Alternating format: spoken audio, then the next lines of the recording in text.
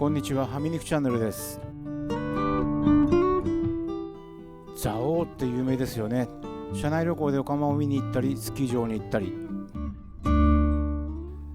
でも若者には人気がなさそうだし、最近あまりパッとしないようなイメージなんですが、蔵王温泉に行ったことがないので、今回は訪問してみようと思います。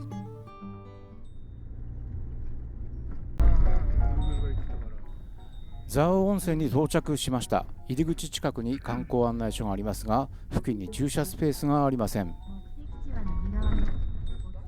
バスの発着場はありますが、基本的にここは車両の乗り入れが禁止されてました。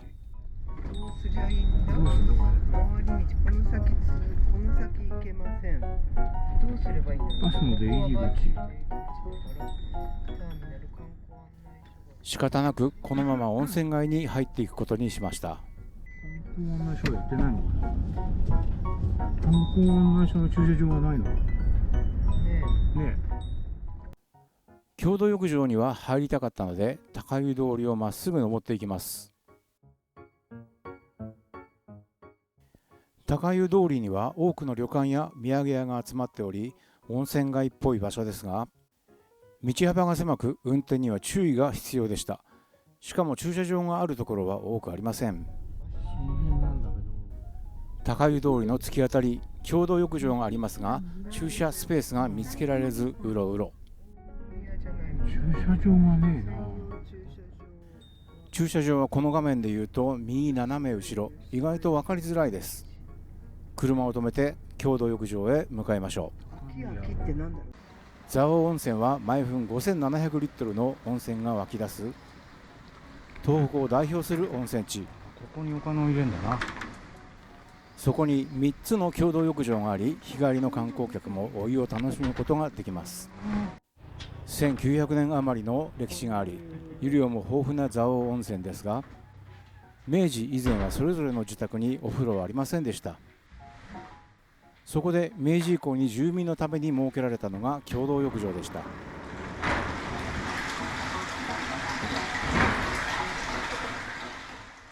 この上湯はもともと大湯と称した最も歴史のある共同浴場。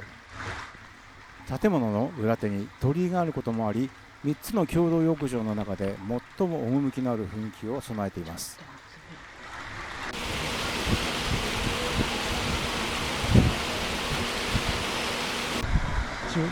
多分ダメだから高宮一応聞いてみようか。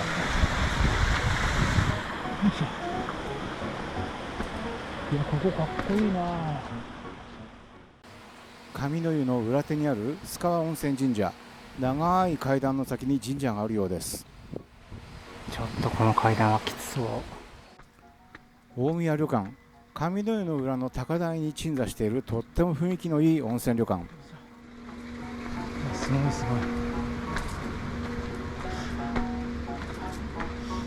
ああ、いい匂いだな。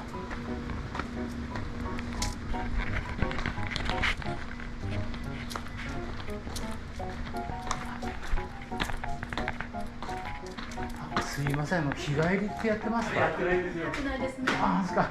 どうもどうも。ありがとうございます。だよね。日帰り入浴の受付は行っていないとのこと。残念でした。最近は日帰りの対応しないところが多いですね。コロナ禍の影響でしょうか。残念でした。良さげなとこだったんだけどな。上の湯と道路を挟んで向こうの海老屋旅館。行かないけどさ。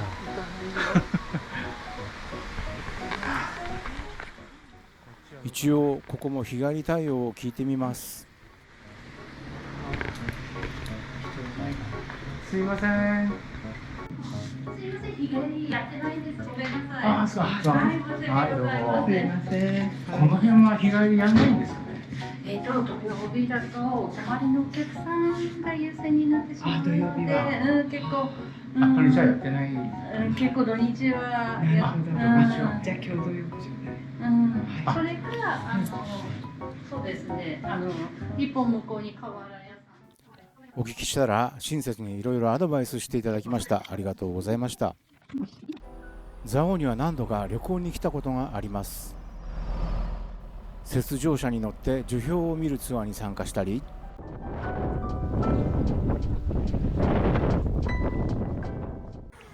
有名な御釜の周りをハイキングしてみたり。でも蔵王温泉には行ったことがありませんでした。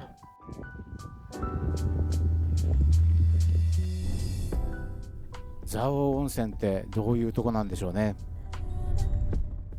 まず場所が分かりづらい。一般的に蔵王と言って出てくるのは蔵王町。蔵王温泉はいわゆる蔵王町よりも西の山形寄りにあります。蔵王で検索してもヒットしないことが多い。蔵王の御釜からエコーラインで30分弱の距離に蔵王温泉があります。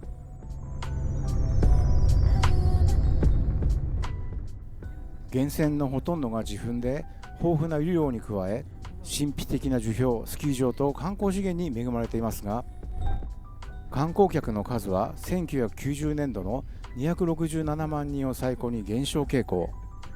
これは1990年代のスキーブームで一気に集客できたものの、その後のブーム収束で観光客数も減少したことが要因です。蔵王温泉は酸性岩硫黄アルミニウム硝酸塩塩化物泉という泉質が特徴です。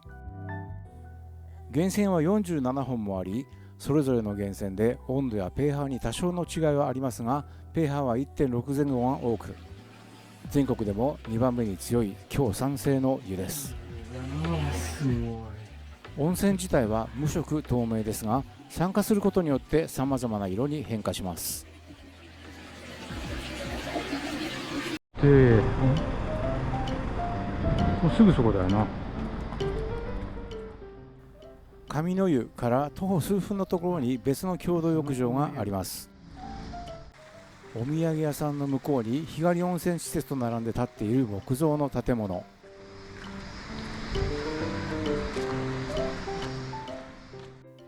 河原湯です。すごいね。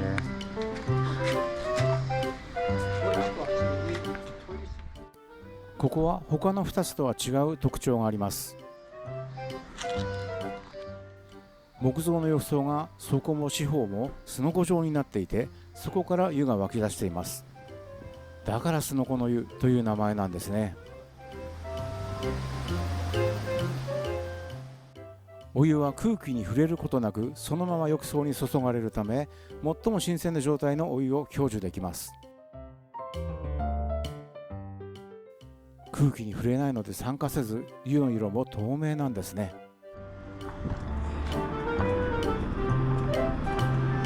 でも下に比べたらやっぱちょっと涼しいっちゃ涼しいのかもな。風が気持ちいい。だってこれ風当たったらお風呂の汗が引かないもん。ね、高湯通りを下って下湯に向かいます。どうやってんだ。どうなってんだこれ。蔵王温泉は大宇山高湯の一つであり、古くは高湯もしくは最上高湯と呼ばれていました。最上高湯は蔵王山が日本観光地100選に選ばれたことをきっかけに、現在の呼び名である蔵王温泉に改名しました。現在でも高湯の名残をとどめるのが蔵王温泉発祥の地である高湯通りなのです。刺さったままだ。でもあれ7回だろ。通りには店舗が並んでいますが、日中は営業している食べ物屋さんがあまりありませんでした。酒とワインの店。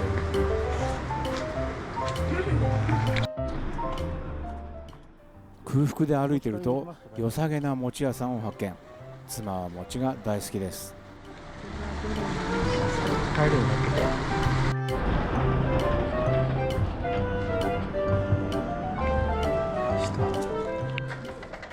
手作りの餅を味わえる人気のお店。売り切れで早く閉店してしまう時もあるとか。我々も餅をたんまり買い込んで車でいただきました。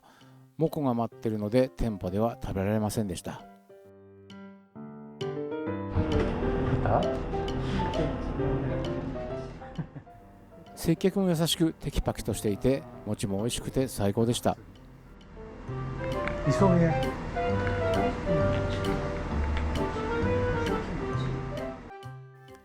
基本的に蔵王温泉の泉質はどの源泉でもほとんど変わりはありませんが、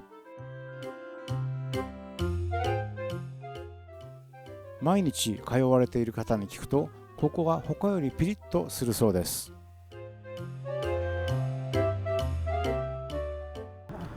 いずれどの共同浴場も素晴らしかった。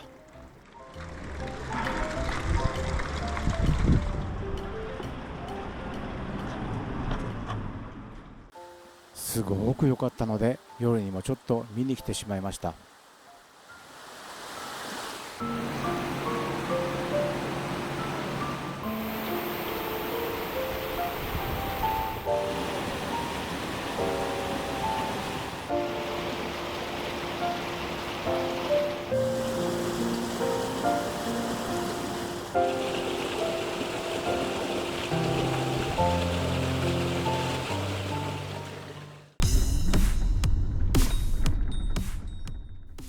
夜も蔵王温泉の日帰り施設に行く予定ですが、先にキャンプ場へチェックインします。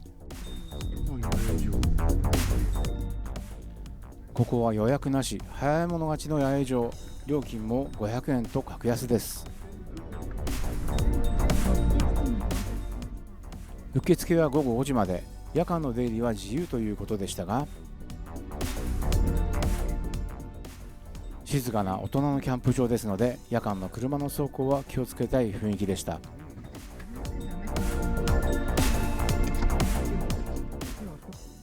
基本的にどこでもテントを張っていいらしいですが、クロスカントリー用のランニングコースは立ち入り禁止。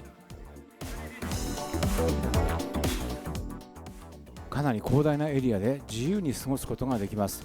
夜間の街灯はトイレ付近のみです。山口餅店の安倍川餅、美味しかった。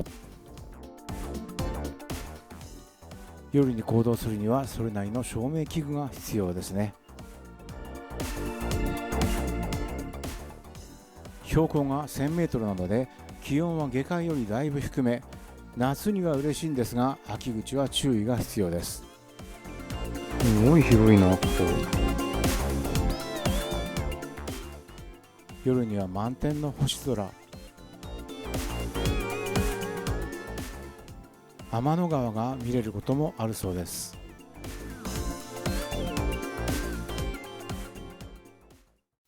少し時間が巻き戻って夕方6時前、キャンプ場を一度抜け出して蔵王大露天風呂へ行きます。今日は夜間営業をしているというので気になって来てみました。思ったより細い急坂、照明もなく徒歩できたらちょっと怖そうですね。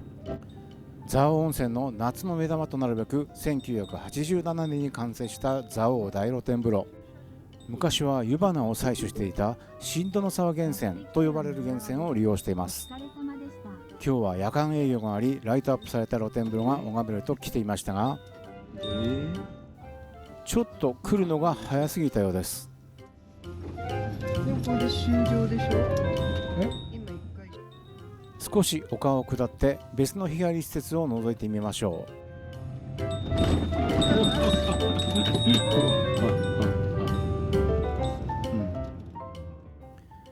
大露天風呂から少し丘を下ったところにある日帰り温泉施設。蔵王独特の強酸性の湯を手軽に楽しむことができます。車止めても大丈夫でしょう。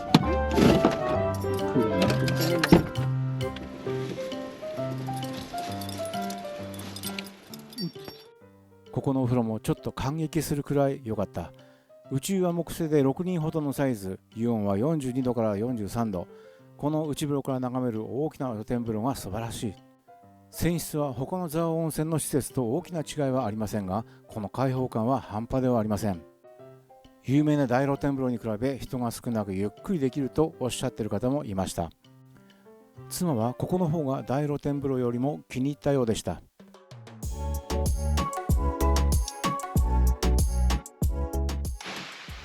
1973年、増加するスキー客への対応として開通した蔵王大露天風呂。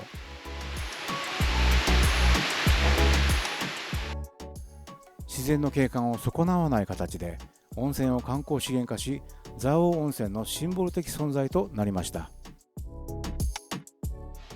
驚くべきは200人が一度に入浴できるサイズと自然の景観をそのまま楽しめる作り。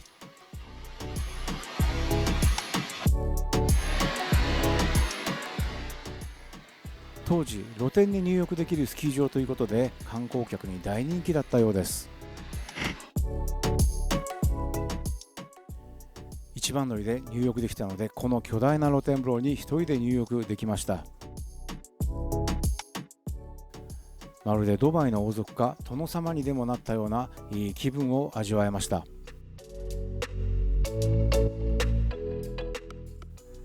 ここの臨場感は実際に行ってみないとわからないと思いますが、とにかく良かったです。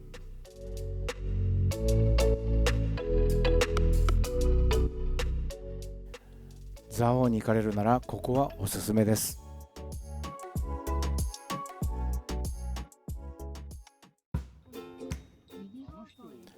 あとはキャンプ場に戻ってゆっくりするだけですが、どこかで夕食を取らないと。どこに行くんだろう。ここも飯屋なんだジンギスカンか。ジンギスカンとそばだかなんとかって書いてあったね。蔵王のソウルフード、昔羊の毛を刈るために家畜として飼っていたのが始まりです。犬連れでジンギスカン。昭和30年代に蔵王の町にジンギスカン料理が広まりました。2022年にオープンした新しい山荘風のお店、テラス席で犬と一緒にジンギスカンを食べられます。そっちはダメ。ペット連れには嬉しいお店を偶然発見できました。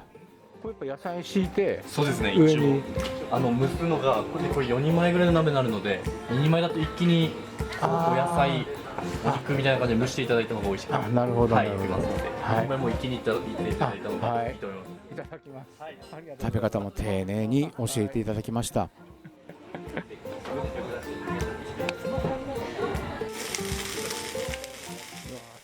またこの肉の美味しいことったら、いや、取れてる。もう料理番組みたい。そんなに我々としては多い量でしたが、ペロリと平らげてしまいました。そばも食べたかったんですが、お腹いっぱいで断念しました。地域の方も家族でたくさんいらっしゃっているようでした。予約してから伺った方が確実でしょうね。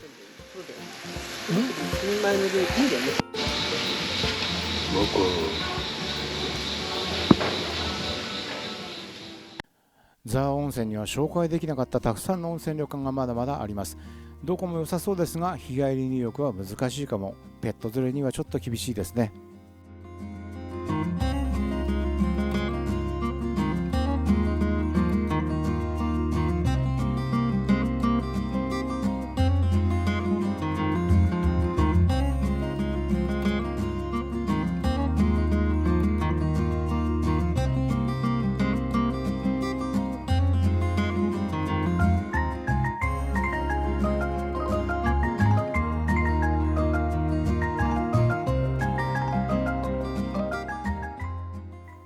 その他行ってみたいなと印をつけただけでこんなにたくさんになってしまいました。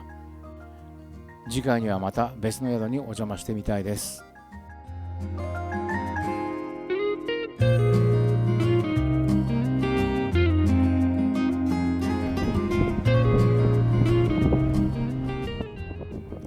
キャンプ場を出発して蔵王から岩手に向かっていきます。早めに出たのは行きたいお店の開店前に到着したいからです。今朝の6時。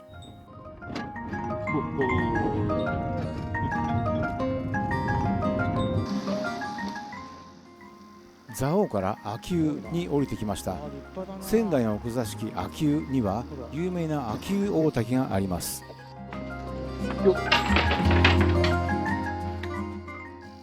初めてお邪魔しましたが、とっても雄大な滝でした。本当は滝壺近くまで降りていけますが、犬連れではちょっと辛そうなのでキャンセル。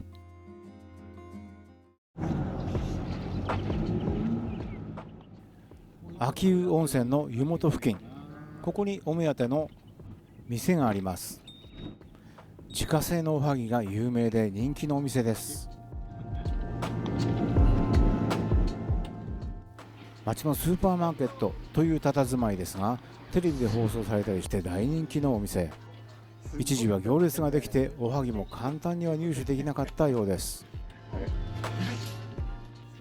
3パックも購入。家で食べるにしてもちょっと多いのでは。おはぎ以外も個性的な品が多く楽しいお店でした。近くに秋保温泉共同浴場がありますが、駐車場が分かりづらく、地域住民が結構うるさいらしい。住民の暗黙のルールが結構あるらしく、めんどくさいのでここはパスさせてもらいました。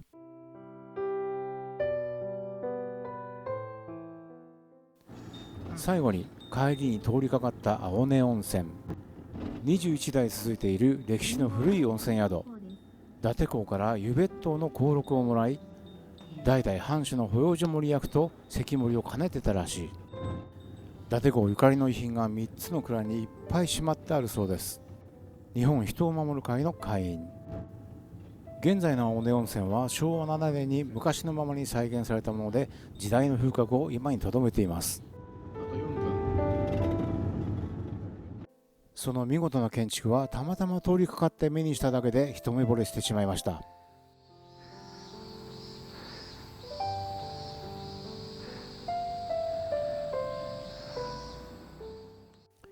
当然日帰り入浴はなく、犬連れでは中を拝むのは難しそうでした。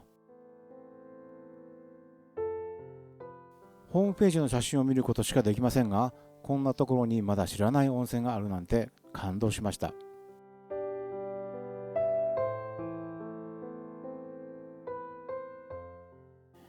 いつか機会を見つけて宿泊してみたいです。東北の温泉面白いですね。まだまだいいところがありそうです。